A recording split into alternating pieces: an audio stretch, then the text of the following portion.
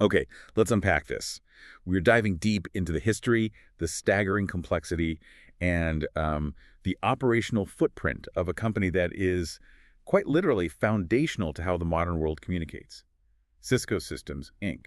It really is. It's the digital plumbing of the global economy. If you, the listener, have ever accessed a website, sent an enterprise email, or streamed a video over a major carrier network, that data has almost certainly passed through a critical piece of Cisco gear. A router, a firewall, something. Be it a colossal core router, a secure firewall, or a high-speed switch. The company is utterly ubiquitous, yet it often operates just out of the public spotlight. It just fades into the technical background. Exactly. And our source material confirms the massive historical scale we're talking about here.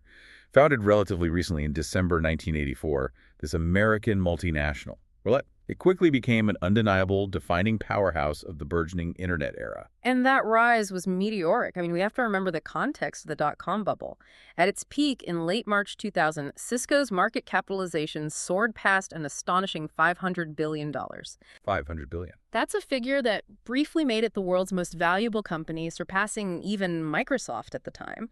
That was a marker of pure market belief in the future of the internet. A future Cisco was literally building. And its status today reflects that continued, if maybe less explosive, importance. Even 2 decades after that peak, it remains a heavily traded, highly influential component of the NASDAQ, the S&P 500, and the Dow Jones Industrial Average. Right. That kind of longevity and centrality in the notoriously volatile technology sector, especially at this scale, is exceptionally rare. Longevity, in this case, really just means adaptability. So our mission today for you, the learner, is to trace that incredible, complex journey. We want to see how Cisco grew from a humble, academic-rooted San Francisco router company into a global digital conglomerate. A leader in networking, security, and the Internet of Things, or IoT. Right. But crucially, we also need to examine the fuel that powered that explosive growth. Which was, a relentless model of strategic acquisitions. And of course, the complex, sometimes troubling web of legal and geopolitical controversies it has had to navigate simply by virtue of being the owner of the pipes. It's a story of innovation meeting intense corporate accountability in the era of high-speed global connectivity.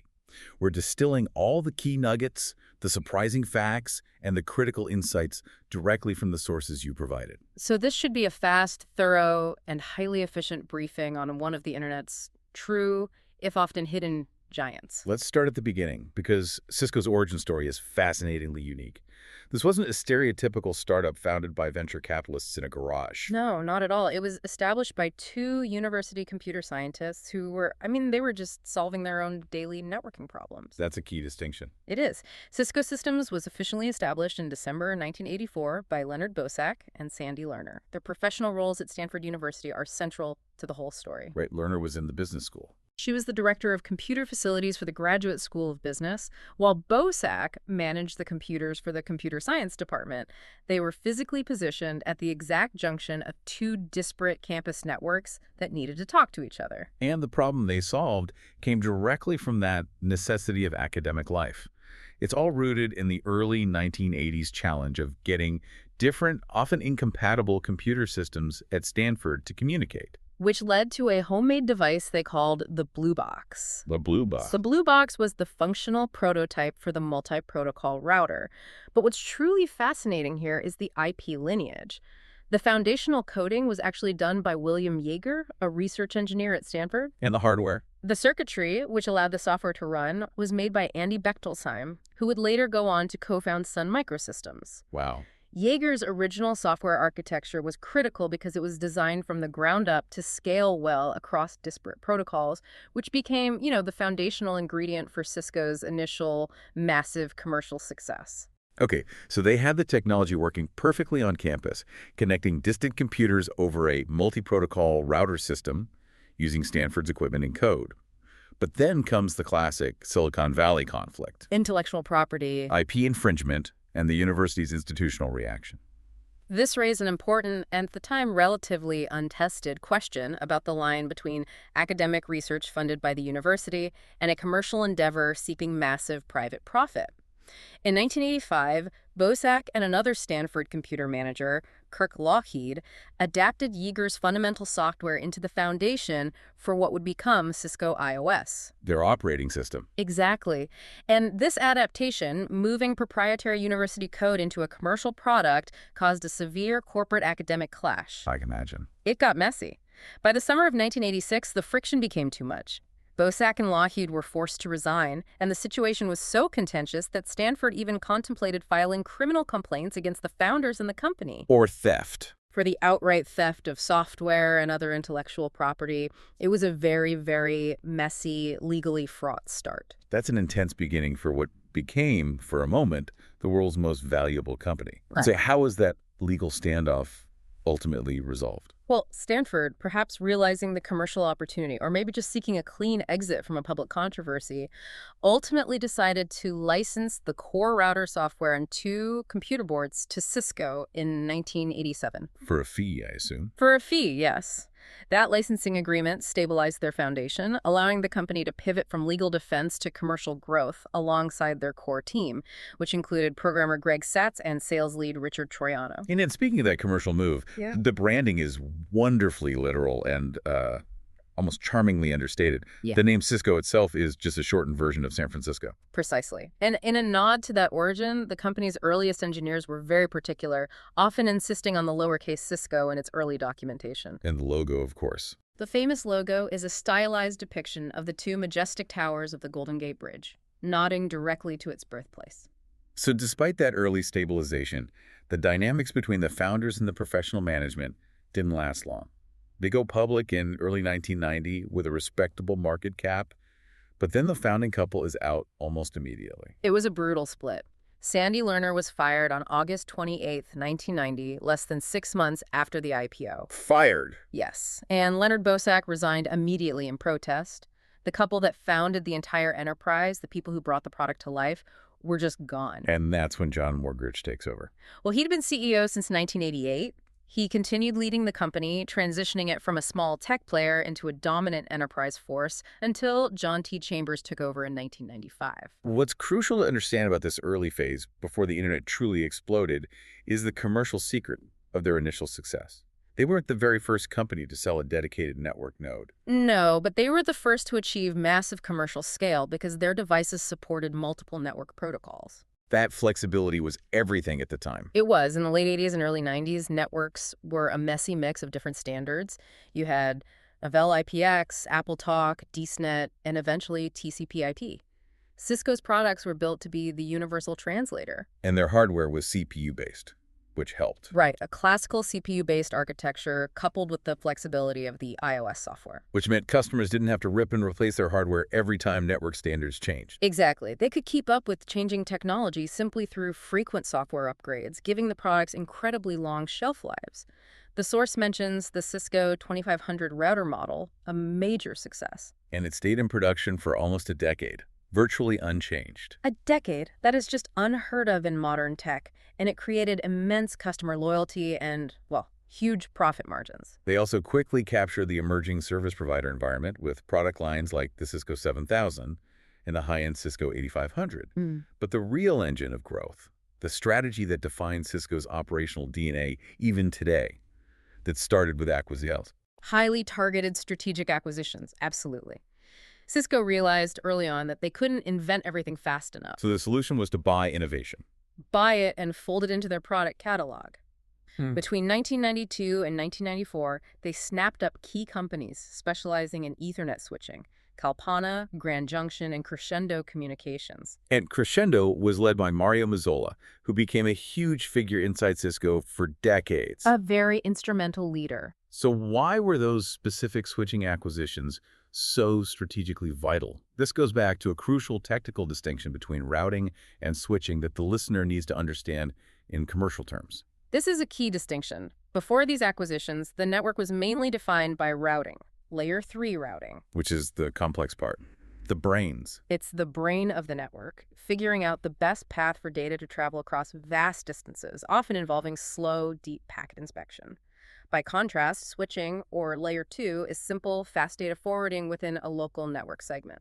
So by integrating Layer 2 switching immediately, what commercial benefit did Cisco offer their customers? Speed and scalability. Customers could now move massive amounts of data instantly and efficiently within their local data centers or corporate networks using the acquired switching technology. While reserving Cisco's proven, complex routing technology for connecting that local network to the outside world. Exactly. This dual architecture established by acquiring these switching specialists dominated Cisco's product strategy throughout the 1990s and positioned them perfectly for the coming internet explosion. They could sell the brain, the router, and the incredibly fast spinal cord, the switch, all in one go. Okay, so that brings us to the next phase. The transition from the mid-90s onward is defined by two overwhelming market forces. The arrival of John T. Chambers as CEO in 1995 and the unstoppable, truly global adoption of the Internet Protocol, or IP. Chambers took the reins and drove the company straight into the dizzying, exhilarating heights of the dot-com era. Because the world was suddenly adopting IP widely for commercial use, there was an insatiable, endless demand for the equipment that literally made the Internet work. Which meant Cisco's core products. Their product range expanded, from the ubiquitous modem access shelves, like the AS5200, which connected dial-up users, I remember those sounds. all the way up to the massive core GSR gigabit switch routers, which formed the Internet's backbone. These products made them the undeniable dominant major player. As we mentioned, in late March 2000, Cisco reached that astronomical market cap of over $500 billion. Surpassing Microsoft even briefly at the peak of market hysteria. That's a level of valuation driven purely by projection and excitement. But history shows that this impossible height was, well, impossible to sustain. Right after that peak, they faced their first major existential technology threat. The Silicon Challenge. This was a fundamental crisis driven by architecture. Cisco's legacy equipment relied heavily on CPUs running the complex iOS software. As IP networking matured and standardized, competitors realized they could bypass this relatively slow, general-purpose approach. By using dedicated hardware. Exactly. Using innovative, dedicated hardware specifically, application-specific integrated circuits, or ASICs for lightning-fast packet processing. And the major disruptor here was Juniper Networks. Correct. Juniper, which shipped its first product in 1999, was built from the ground up on this new philosophy.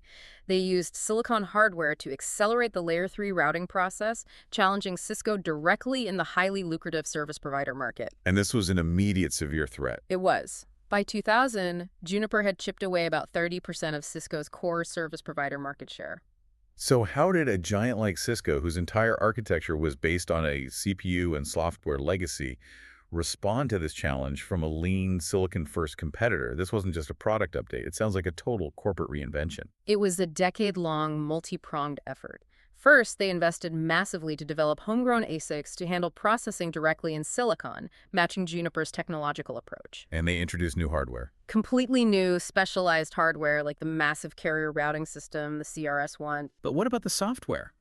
Because the complexity of that classic iOS was also a liability against a clean slate competitor. That's where the advanced iOS XR software architecture comes in.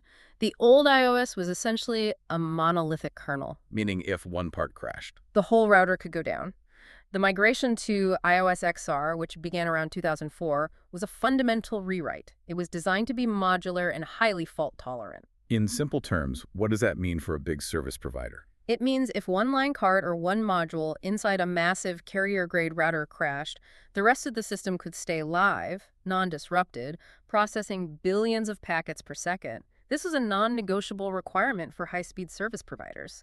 The iOS XR migration wasn't just an update, it was a total costly rewrite necessary to regain technological competitiveness. So while that technological battle was raging, Chambers simultaneously attempted a bold and maybe in hindsight misguided strategic shift. To make Cisco a household consumer brand, the human network era. Yes. Around 2006, Cisco Systems formally adopted the shortened name Cisco and launched this ambitious The Human Network advertising campaign. This effort was intended to bring Cisco into the household brand category. Primarily to support its consumer line, like the acquired Linksys products from 2003. They wanted a piece of that high-volume consumer networking market. It seems like that decade was defined by chasing new markets through acquisition, even outside of core routing and switching. They were following data wherever it flowed. Absolutely. They needed to broaden their portfolio beyond the core infrastructure, especially as software and security began to dominate. Take Ironport, acquired in 2007 for $830 million. That was for email security. Right. It instantly brought in sophisticated email security and their revolutionary sender-based reputation service, which eventually evolved into a risk intelligence platform used across their entire security portfolio. And they moved into mobile as well. Yes, in 2009, they bought Starent Networks for $2.9 billion to get deep into the mobile packet core business. This allowed them to sell equipment that managed the actual data flow for mobile carriers, a massive growth area with the rise of smartphones. They were just horizontally expanding everywhere they saw data flowing, from email to 3G and 4G networks. But the acquisition strategy was difficult to maintain. Despite these massive purchases, they were running into significant financial headwinds by the early 2010s, suggesting the complexity of juggling all these markets was taking a toll. Because competition was hitting them hard from all sides. It was. Domestically, they still fought Juniper and Alcatel-Lucent, but overseas, they faced severe, low-cost competition from Huawei, particularly in emerging markets. By 2011, this competition and lower-than-expected profit forced massive restructuring. This is where we first see the painful scale of their restructuring efforts. That year, Cisco had to commit to reducing annual expenses by $1 billion and announced plans to cut up to 10,000 jobs. 10,000. Which was roughly 14% of their total workforce of 73,400 employees at the time. Chambers was very public about calling out his competitors, particularly Huawei, during that time, though he was careful to focus on security and transparency rather than just price. And the final signal that the consumer diversion wasn't working came shortly after this massive layoff. Yes, the 2013 sale of the Linksys home router unit to Belkin, that signaled the decisive end of the human network consumer experiment. They were getting back to their roots. They decided to strategically focus back entirely on enterprise, service provider, and business sales, where their brand equity and profit margins were far higher. They further signaled this exit by selling off their television set-top box division to Technicolor for a much smaller sum in 2015. Which they had acquired from Scientific Atlanta for almost $7 billion years earlier. A huge initial investment. The focus was definitively back on the data center and the enterprise network. Coming out of that consumer exit, the modern Cisco narrative is dominated by one defining theme: the massive, relentless push into cybersecurity and application monitoring. Yes. If their first era was about academic innovation and the second was about scale, this third era is clearly about protection, performance, and software. The sources show a relentless, multi-billion-dollar pivot toward enterprise security and cloud services, powered almost exclusively by acquisitions. They were filling in every major gap in their portfolio. In 2013 alone, they bought Sourcefire for $2.7 billion. Sourcefire was crucial because it provided advanced intrusion prevention systems, IPS, and next-generation firewalls. So that instantly made Cisco a serious player in network security beyond just basic firewall. It did, and the buying spree just accelerated, hitting every layer of the enterprise security stack. We're talking about a stream of companies defining Cisco's modern portfolio, OpenDNS and LANCOP in 2015. What did those bring to the table? OpenDNS gave them cloud-delivered domain name system security, basically, preventing users from ever reaching malicious sites by filtering at the DNS level. LANCOP provided NetFlow analytics for detecting internal network anomalies and threats. Then came CloudLock in 2016 for cloud access security. And then the huge buys, AppDynamics, which they snatched up the day before its IPO for $3.7 billion in 2017. And Duo Security for $2.35 billion in 2018. Duo is particularly interesting given the industry-wide focus on identity management. It is. Duo gave Cisco immediate leadership in multi-factor authentication, or MFA, and zero-trust architecture. These acquisitions didn't just add products. They bought massive talent pools and instantly installed Cisco as a leader in cybersecurity, application monitoring, and modern identity security. They turned Cisco into a complete security platform, not just a hardware vendor. That's the key. But the biggest bet, the acquisition that defines their push into the future of AI infrastructure protection observability, is the mega deal for Splunk. This is the critical modern context. Announced in 2023 and completed in March 2024, the $28 billion acquisition of Splunk is Cisco's largest acquisition yet. And it positions the company to power and protect the AI revolution. This is not just a modest expansion, it's a massive strategic shift. So what specifically does Splunk provide that is so valuable to a company like Cisco? in the age of AI. Splunk specializes in collecting, indexing, and analyzing machine-generated data log files, metrics, security events at enormous scale. This is known as observability. And why does this matter for AI? Well, firstly, AI training requires vast structured data sets, and secondly, securing AI infrastructure requires monitoring millions of data points constantly. By integrating Splunk, Cisco can now offer customers an end-to-end view. They control the network. The network with Cisco hardware, the application performance with App Dynamics, and the security intelligence and log aggregation with Splunk. They're building an integrated operating system for the entire data center, not just the network devices. Beyond acquisitions, their core products and technological advancement still fall into those 5 major established areas: networking, security, collaboration, data center, and IoT. I see their collaboration tools frequently mentioned, Webex being the big one that competes with Microsoft Teams and Zoom. Webex is key, especially post-pandemic. That whole collaboration suite includes Jabber for messaging, and they recently acquired Slido, which is a Q&A and polling platform, specifically to enhance Webex engagement and make virtual meetings more interactive. So they're still iterating even on their established product lines to keep pace with modern work demands. Absolutely. But on the pure hardware front, they didn't stop fighting the silicon war they started decades ago with Juniper. They actually went back to the drawing board for chip development. Right. This is where the development of the Silicon One ASIC chip line becomes central to their future relevance. This is Cisco's attempt to own the silicon layer again, rather than relying solely on external chip vendors. And the performance numbers on this proprietary silicon are staggering. They really are. The G100 model reached a speed of 25.6 terabits per second, which directly throws down the gauntlet to major competitors like Broadcom's dominant Tomahawk series, as well as chips from NVIDIA and Marvell. And by 2023, the sources indicate the Silicon One G200 was designed to offer an astonishing speed of 51.2 terabits per second. To put that 51.2 terabits in perspective for you, the listener, that's the phenomenal raw data speed required to handle the foundational data movement for an entire large-scale AI cluster or a hyperscale cloud region. That's the strategic point. They're not just building routers anymore. They're building the specialized network architecture that allows the next generation of computing to even function. And these chips aren't just for Cisco's routers. No, they are now selling Silicon One chips directly to hyperscalers, competing directly with Broadcom and other component manufacturers. They realize that controlling the fundamental building block is necessary for controlling the future of the network. It's a company defined by massive financial success and technological leadership. But that success runs parallel to an unusual and frankly painful corporate operations cycle, which we call the layoff paradox. Right. They seem to constantly cut thousands of jobs, even during periods of profitability. The pattern is undeniable and crucial to understanding their modern business model. We saw layoffs in 2013, about 4,000 jobs, 6%. Then 2014, 6,000 workers, 8%. And a recent major cut in February 2024 of more than 4,000 jobs, 5% of the workforce.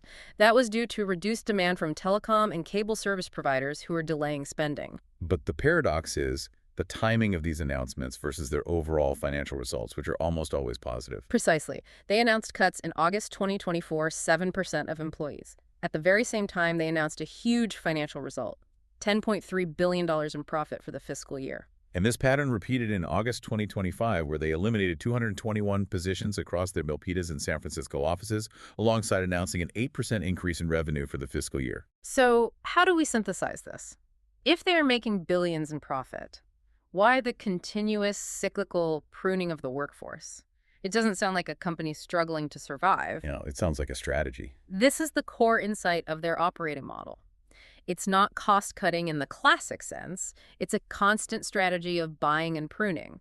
They maintain massive financial success, not by cutting costs overall, but by constantly dismantling legacy hardware teams whose skills are no longer needed. Like teams focused on copper-based switching or older collaboration platforms. Right.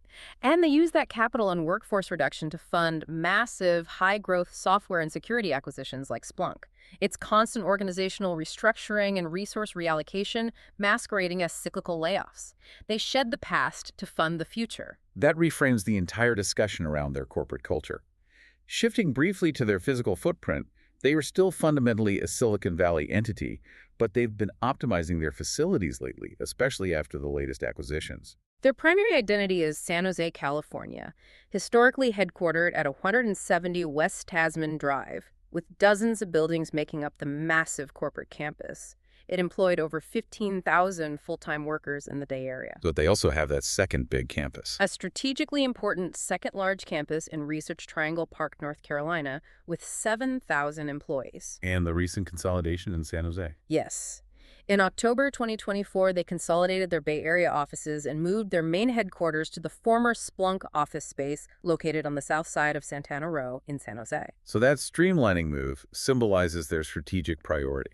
Yeah. The core of the company now formally centers around their largest, newest acquisition. Exactly. Before we move on to the complex controversies, we must mention a unique and critical aspect of their corporate operations that showcases the positive side of their technical mastery. Cisco's Network Emergency Response Vehicles, or NRVs. Yes, the NRVs. This is a remarkable example of specialized corporate citizenship, applying their core expertise to crisis response. These large, self-contained vehicles are maintained and deployed by Cisco employees during natural disasters and public crises, often when local infrastructure has been completely destroyed. So they provide essential communication infrastructure for first responders, fire teams, and emergency management personnel. What kind of robust communication capability are we talking about inside one of these massive vehicles? Full wired and wireless services, voice over IP, radio interoperability systems that allow different first responder organizations to talk to each other, and network-based video surveillance. And they get their signal from satellite. Right. They provide secured, high-definition video conferencing and can deliver up to 72 megabits per second of bandwidth, both up and down, via A true communications hub in a disaster zone. The sources list deployments at critical moments like Hurricane Sandy in 2012, the devastating 2010 Haiti earthquake, and numerous California wildfires in 2007. It really demonstrates a commitment to applying their foundational technology expertise to real-world crises that save lives. And finally, a key operational aspect often overlooked by consumers is the immense certification ecosystem Cisco sponsors. These professional certifications are absolutely the lifeblood of the global IT and networking workforce. The CCNA, the CCNP, the CCIE, these are standard career markers for network professionals. They are career-defining. They are. Cisco Systems sponsors a deep and complex line of IT professional certifications for their products, running from entry-level, which is CCT, up to associate, like CCNA, professional, CCNP, expert, CCIE, and the Apex, the architect level, or CTAR. And these are all provided through the Cisco Networking Academy. Yes, which trains the global networking workforce in critical fields spanning collaboration, cyber ops, data center, DevNet, enterprise, security, and service provider. In essence, Cisco doesn't just build the internet's infrastructure, they also train the vast global workforce required to install, maintain, and secure it. Okay, now we transition to the unavoidable complexity of being a major global technology provider. When you are the digital backbone of much of the world, Cisco is inherently entangled in global politics, surveillance, legal battles, and ethical disputes. It's an immense burden of scale, and we need to look at these controversies impartially as they appear in the source material, ensuring we give them the gravity they deserve. When a company owns the essential digital pipes, sovereign governments pay attention and sometimes interfere. We have to start with the major geopolitical and censorship issues, specifically regarding the supply of technology used by regimes in China and India. In China, the criticism has been severe and long-standing. Cisco supplied surveillance and internet infrastructure used to enforce censorship in the People's Republic of China, including involvement with the notorious Golden Shield project. Right, which is often referred to as the initial foundation of the Great Firewall. And Cisco's official defense has always been consistent. Yes. They say they sell the same standardized commercial equipment worldwide. They maintain that they do not customize or develop specialized filtering capabilities specifically to help governments block access to information. The equipment is sold, but the configuration is up to the purchaser. However, the legal challenges related to this involvement are ongoing and extremely significant in the U.S. court system. You're referring to the lawsuit filed by Falun Gong practitioners. Yes. This is a very serious and complicated case filed under the Alien Tort Statute, which allows non-U.S. citizens to sue for certain human rights violations committed abroad. And what's the core allegation? The lawsuit alleges that Cisco knowingly developed and customized its product to create features that specifically aided the Chinese government in the prosecution and abuse of Falun Gong practitioners. And the status of that lawsuit has fluctuated dramatically. It has. Initially, a lower court dismissed the suit in 2014, siding with Cisco, but the United States Court of Appeals for the Ninth Circuit reversed that decision in 2023, allowing the lawsuit to proceed to a trial where evidence could be presented. And the last we heard. The last development mentioned is Cisco appealing that ruling to the Supreme Court, trying to halt the trial from moving forward. The stakes for corporate liability are enormous. And the ethical concerns about China extend beyond censorship to labor practices within the supply chain. In 2020, Cisco was accused by the Australian Strategic Policy Institute of being potentially connected to forced Uyghur labor in Xinjiang. This is part of a broader finding raised against at least 82 major international brands regarding components or supply chain links originating from the region. Across the continent in India, similar concerns regarding government surveillance and censorship arose related to the disputed region of Jammu and Kashmir. Allegations surfaced in 2020 that Cisco was assisting the Jammu and Kashmir administration in building a massive firewall. A firewall intended to prevent internet users from accessing blacklisted websites, including social media portals, through fixed-line connections. Correct. Cisco officially denies these allegations, stating its technology is sold for legitimate, standard network security purposes. Okay, moving to one of the most sensitive areas, U.S. state surveillance. Reports connecting Cisco to the National Security Agency, the NSA, following the Snowden leaks, have cast a particularly long shadow over the trust many enterprise customers place in their firewalls and core network devices. This revolves around specific, detailed allegations of backdoors and supply chain intervention. The German magazine Der Spiegel reported that the NSA developed a tailored hacking tool called T-Plow, specifically for gaining access to several Cisco firewall lines, including the widely used ASA and the older PIX series. This suggests the NSA had vulnerabilities specifically targeted at Cisco's security products. But the allegations didn't stop at theoretical hacking tools. The most alarming reports involved physical, kinetic intervention in the supply chain itself. Precisely. Files released alongside Glenn Greenwald's book No Place to Hide detailed how the NSA's Tailored Access Operations, or TAO unit, physically intercepted shipped routers and servers destined for targeted organizations globally. They were just pulling them off the delivery trucks. The process involved redirecting the hardware shipments, physically opening the packaging, installing covert firmware, and then resealing the boxes perfectly before they were delivered to the customer. They were essentially installing a Trojan horse at the hardware level. Yes, pre-positioning access points into hard target networks globally.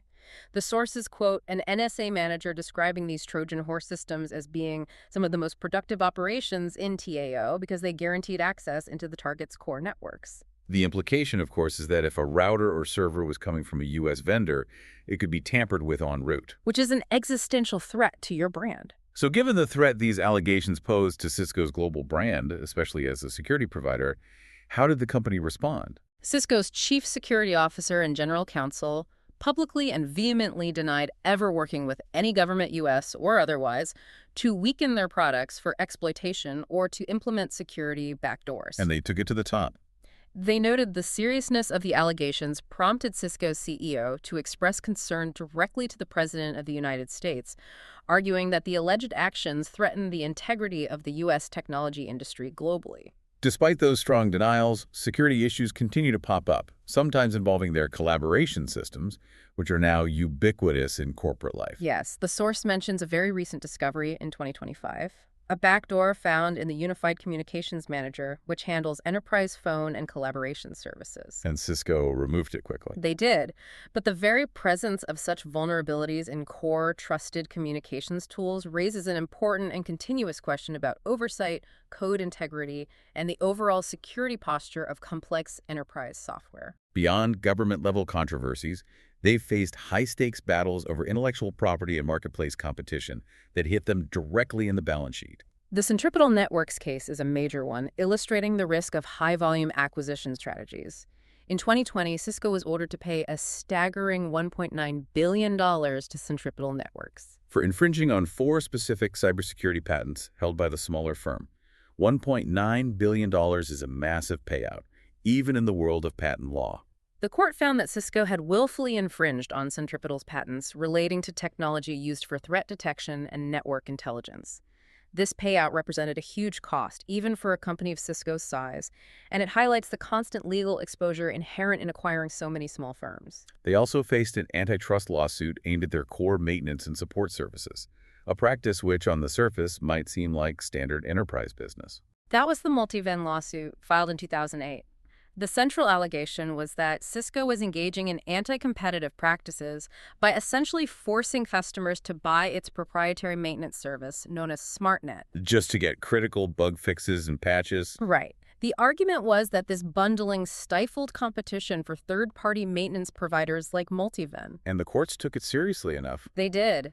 Cisco settled that antitrust lawsuit in 2010, agreeing to make its software updates available to all Multiven customers, essentially separating the availability of critical patches from the purchase of the SmartNet service. A significant legal victory for maintaining competition in the enterprise support ecosystem. It was. Let's turn now to two critical ethical and societal controversies tied both to Cisco's global workforce and the use of their technology by their customers. First, the caste discrimination lawsuit in the heart of Silicon Valley. This is a highly specific, deeply serious legal challenge that started in 2020. The California Department of Fair Employment and Housing filed a lawsuit against Cisco and two of its employees, alleging severe discrimination against an Indian engineer based on him being from a lower caste than his colleagues. So this brought the complex social issue of caste discrimination, historically confined to South Asia, squarely into the American workplace and legal system. Indeed. The lawsuit asserts that the company failed to prevent or address the alleged harassment, which included lower performance review ratings and denied opportunities. This has forced Cisco to grapple with the complex dynamics of managing a highly diverse international workforce while adhering to U.S. anti-discrimination laws. And finally, their entanglement in the sensitive Israeli-Palestinian conflict, which has had profound internal and external consequences for the company. The source material is very specific here regarding the utilization of their facilities. The Israeli military reportedly utilizes Cisco data centers to support its AI targeting operations in the Gaza Strip, as well as for general defense and intelligence activities. And that involvement, particularly the AI targeting component, has created severe internal company conflict. What happened when employees tried to raise this internally? According to reports in April 2025, the corporate response was heavy-handed. Employees who spoke out against Cisco's ties to Israel were reportedly fired. Furthermore, attempts to organize employee support for divestment or to even discuss the humanitarian consequences were censored. They just banned discussion of the conflict in company meetings. That's what was reported. And the human toll on their workforce has been immense. It has.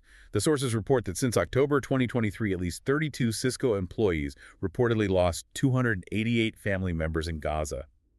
This internal tragedy set against the corporate policy of censorship highlights the immense difficulty of being a massive global provider when its tools are utilized in active, sensitive conflict zones. And we should also note the significant financial consequences of geopolitical alignment, specifically their 2022 decision to curtail sales and operations in Russia following the invasion of Ukraine. That necessary decision came with significant financial and logistical costs. It did. In 2023, Cisco found it logistically impossible to re-export the equipment, spare parts, vehicles, and even office furniture they left behind. Consequently, they had to physically destroy those assets, totaling 1.86 billion rubles, or about $23 million.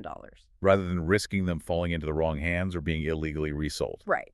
They also had to write off a large debt from the Russian mobile operator MTS. This was a costly but necessary withdrawal, demonstrating the financial risks of navigating global politics. Okay, so if we synthesize this whole deep dive, we see two parallel Ciscos that are locked in constant tension. On one hand, you have the unparalleled technological pioneer that, starting with the blue box and moving through the GSR routers and the latest Silicon One chips, literally designed and built the multi-protocol infrastructure of the modern internet. They set global standards in networking, security, and enterprise connectivity that are simply indispensable. And on the other hand, you have the complex, often heavily scrutinized global entity, a corporation wrestling constantly with immense geopolitical and ethical accountability. From fighting off lawsuits alleging assistance in foreign government persecution, to dealing with the immense fallout from alleged NSA supply chain implants, to paying massive patent fines. And trying to manage profound internal conflict arising from a caste discrimination lawsuit and the use of their technology in sensitive conflicts abroad. It highlights the central theme of 21st century technology. Scale creates responsibility that often exceeds management capacity. Right. The tools Cisco sells are essential for communication and commerce, but they are equally valuable for surveillance, control, and warfare. This reality drives their entire operational strategy and their risk profile. And as we've seen, Cisco continues to accelerate its growth, constantly adapting its strategy through multi-billion-dollar deals like the $28 billion Splunk acquisition. Which drives it deep into foundational digital infrastructure needed for the AI revolution. Because of this deep foundational involvement in network security and now AI data, its ethical and governmental entanglements are not niche issues. They're critical to every user of the internet globally, including you, the listener. So that brings us to our final thought for you to mull over. If the technology backbone of the modern world is maintained, secured, and innovated upon by a handful of massive, indispensable global corporations like Cisco, how can we, the users and citizens, ensure that the unrelenting market demand for technological speed, convenience, and sovereign security doesn't continuously and systematically compromise fundamental privacy and ethical accountability? What exact balance must be struck when global enterprise and its profit motives meet sovereign security interests? And who truly enforces that balance when the technology itself becomes the battlefield? Something for you to chew on as you connect to the network tonight.